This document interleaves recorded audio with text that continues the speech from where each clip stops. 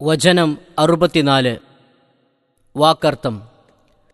വല്ലദീന യബീതൂന, കഴിക്കുന്നവരുമാണ്, ലിറബ്ബിഹിം, തങ്ങളുടെ റബ്ബിന്, സുജ്ജദൻ, സുജൂദ് അഥവാ സാഷ്ടാംഗ നമസ്കാരം ചെയ്യുന്നവരായും, വഖിയാമൻ, നിൽക്കുന്നവരായും അഥവാ നിന്ന് നമസ്കരിക്കുന്നവരായും.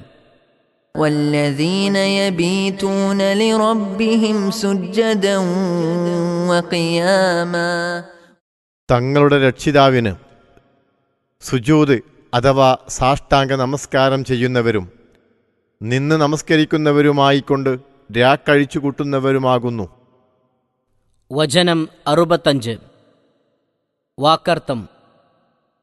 വല്ലദീന യഖൂലൂന, പറയുന്നവരുമാകുന്നു, റബ്ബന, ഞങ്ങളുടെ റബ്ബേ, ഇസ്രിഫ്, തിരിച്ചുകളയണേ, അകറ്റണമേ, ഒഴിവാക്കിത്തരേണമേ, അന്ന, ഞങ്ങളിൽ നിന്ന്, അദാബ ജഹന്നം, നരക ശിക്ഷയെ, ഇന്ന അദാബഹ, നിശ്ചയമായും അതിൻ്റെ ശിക്ഷ, കാന, ആകുന്നു, ആയിരിക്കുന്നു, ഗറാമൻ, ഒഴിയാ നഷ്ടം, തീരാ നഷ്ടം, വേറിടാത്തത്, ഭാരപ്പെട്ടത്. والذين يقولون ربنا اصرف عنا عذاب جهنم إن عذابها كان غراما, ഇപ്രകാരം പറയാറുള്ളവരുമാണ്, ഞങ്ങളുടെ റബ്ബേ, നരകശിക്ഷ ഞങ്ങളിൽ നിന്ന് ഒഴിവാക്കിത്തരേണമേ, നിശ്ചയമായും അതിൻ്റെ ശിക്ഷ ഒരു തീരാ നഷ്ടമാകുന്നു. വചനം 66. വാക്കർത്ഥം.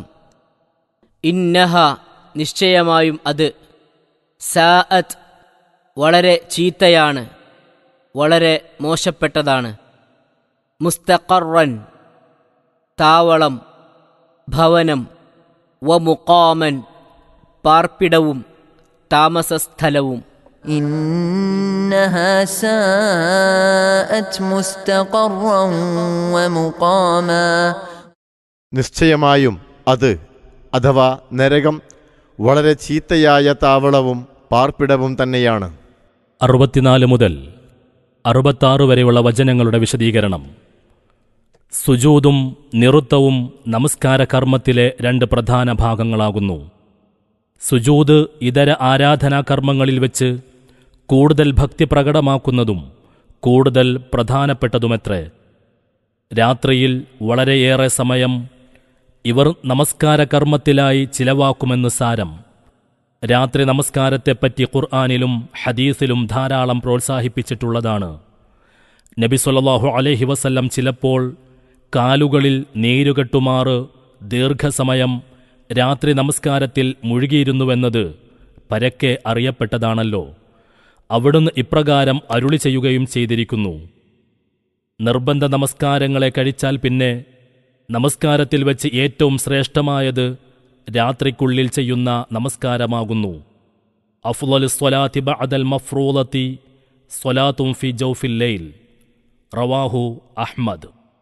സ്വർഗസ്ഥരായ സജ്ജനങ്ങളെക്കുറിച്ച് പ്രസ്താവിക്കുന്ന മധ്യേ ഖുർആനിൽ ഒരിടത്ത് ഇപ്രകാരം പറയുന്നു: രാത്രിയിൽ അവർ ഉറങ്ങുന്നത് കുറവായിരുന്നു. നിശാന്ത്യ സമയങ്ങളിൽ അഥവാ പാതിരക്കും പ്രഭാതത്തിനും ഇടയ്ക്ക് വെച്ച് അവർ പാപമോചനം തേടുകയും ചെയ്തിരുന്നു.